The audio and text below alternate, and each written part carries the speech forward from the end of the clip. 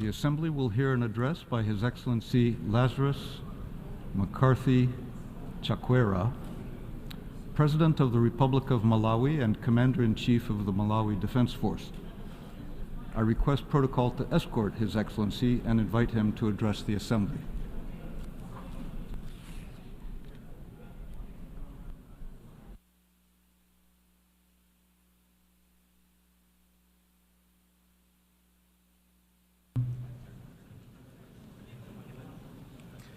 Your Excellency Philemon Young, President of the 9th session of the United Nations General Assembly, Your Excellency Antonio Guterres, Secretary General of the United Nations, Your Excellencies, heads of state and government and leaders of delegations, distinguished ladies and gentlemen. Every member state of the United Nations relates to other nations in the world in three dimensions: cooperation, competition, and conflict. And how we manage our relationships on these dimensions will ultimately determine the kind of world we will create for the children of tomorrow. So when we sit in this chamber to deliberate on the cooperation or competition or conflict between member states, we are actually designing and deciding our future. I am therefore glad that the theme of our debate this year touches on all three of these dimensions, because the bottom line is that in all three we can and must do better. This year's theme calls on us to act together to advance peace, sustainable development, and dignity. This is a call to stronger multilateral cooperation. But if we are serious about cooperation, then we must act with urgency in fixing and reforming the United Nations and other multilateral institutions.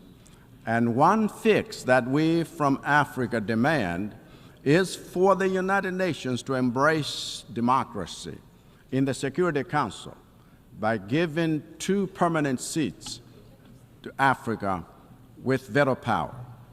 When I first made this call in my inaugural address in this chamber, I was delighted to hear President Biden also announce that the United States is in favor of this reform.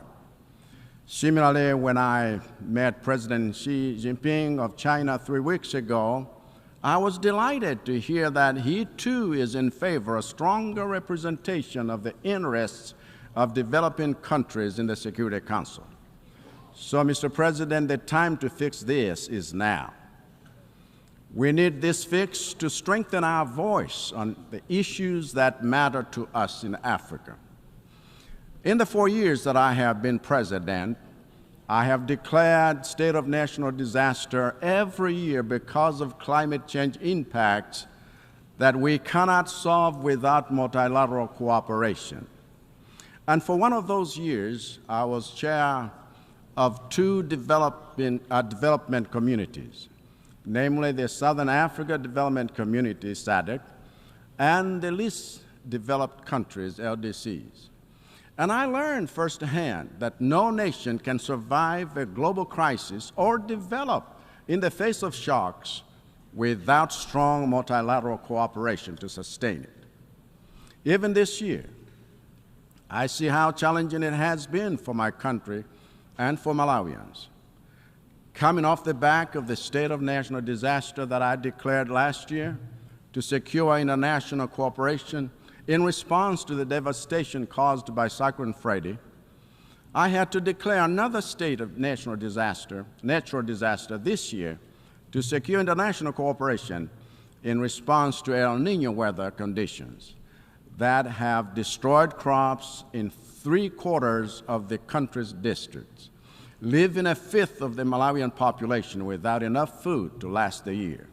And this is happening in the face of devastating trauma we have suffered as a nation for the past 3 months, from the tragic death of our Vice President, Right Honorable Dr. Saulos Klaus Chilima, in a plane crash, whose cause is yet to be established by the German experts we have asked to investigate the accident. Yet another example of the necessity of international cooperation. Even the great strides of development we have made over the past 4 years have been facilitated by strong international cooperation. Whether it be the 4 road corridors and hundreds of secondary schools we are constructing through our cooperation with the United States, or the M1 road we are rehabilitating and expanding through our cooperation with the European Union, or the railway line system we have revived for the first time in 40 years through our cooperation with China, or the orthopedic and neurosurgery hospital we have developed through the cooperation with Norway, or the Makanjira Road we are ready to develop through our cooperation with Saudi Arabia, or the investments we are making to strengthen education and governance institutions through our cooperation with the United Kingdom, or the solar power plants that we have developed through our cooperation with Japan, or the extended credit facility from the International Monetary Fund that has unlocked access to the World Bank's and IDEA support through cooperation with development partners, or the life-saving food assistance we mobilized for the people of Mangochi following the impact of Tropical Storm Anna through the cooperation with Iceland, or implementation of social protection programs to help rural women enjoy economic empowerment through our cooperation with Ireland, or the procurement of emergency food, fertilizers, and climate-resilient seeds for climate-ravaged Malawian communities through our cooperation with Tanzania, Ukraine, Egypt, Iceland, Russia, Morocco, and many others. Malawi is a testament to the power of cooperation to move a nation's development forward into an inclusively wealthy and sustainable future that is brighter than the past. It is, in fact, this foundation of international cooperation that we have built on to actively engage in intergovernmental negotiations for the pact of the future, for the future that we have fully endorsed at this 79th session of the General Assembly. It is also this foundation of international cooperation that we have built on to host 80 international organizations and institutions for our second annual Malawi Partners Conference right here in New York to get investor alignment to our ATM strategy of boosting productivity and value addition in the sectors of agriculture, tourism, and mining that hold the greatest promise for Malawi's economic transformation. If the future belongs to nations that know how to leverage the power of international cooperation, then the future belongs to Malawi. If the future belongs to nations with an apologetic commitment to multilateral collaboration, then the future belongs to Malawi. If the future belongs to nations that are driven by moral conviction to uphold the values of servant leadership, shared prosperity, ending corruption, and the rule of law, then the future belongs to Malawi. If the future belongs to nations that have adopted a no-retreat and no-surrender attitude towards the achievement of SDGs by 2030, then the future belongs to Malawi. If the future belongs to nations that put its children first, then the way that Malawi has done, by resolving to end child marriages and poisoning of children with lead products by 2030, that future belongs to Malawi. But, Mr. President, our efforts to move toward, in the fifth gear, toward these goals are being significantly slowed down by a global system of multilateral agencies and financial institutions that are too slow, too inefficient, too monolithic, and too undemocratic for the kind of speedy and tailor-made interventions that we need. As a result of our refusal to practice the democracy of equal representation here in the UN, our calls for member states to practice democracy in their jurisdictions are beginning to fall on deaf ears.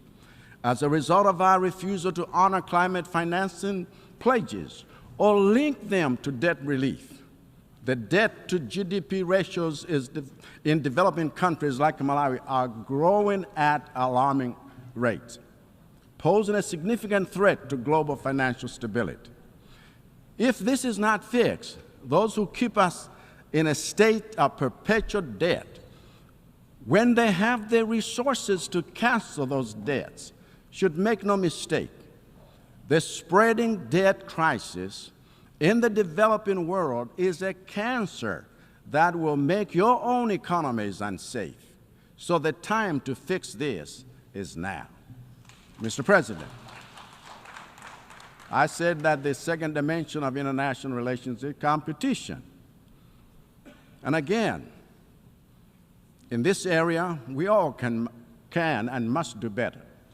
There is nothing wrong with healthy competition between nations because competition fuels innovation, improves quality, and multiplies options for citizens, which is the essence of freedom.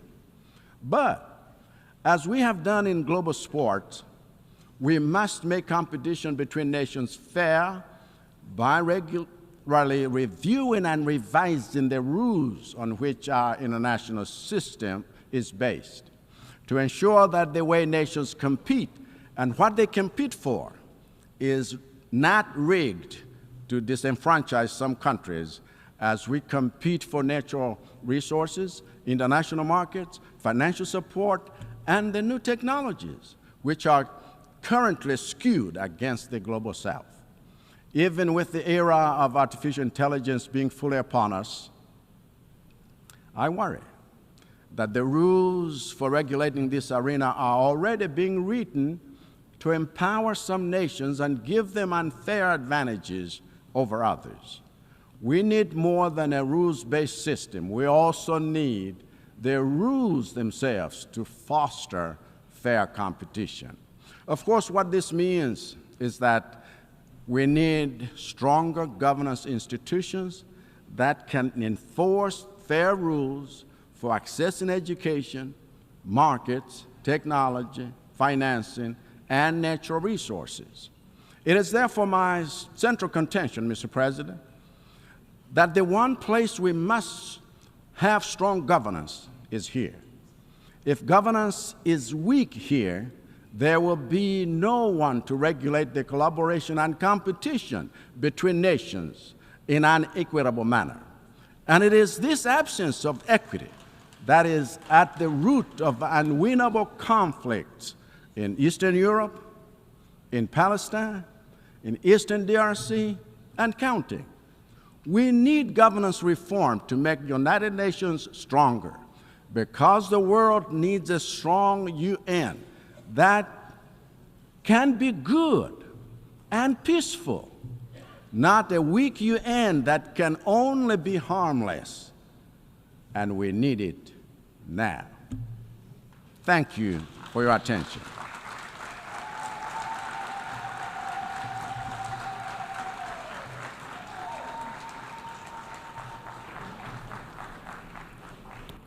En nombre de la On behalf of the Assembly, I wish to thank the President of the Republic of Malawi and Commander-in-Chief of the Malawi Defense Force.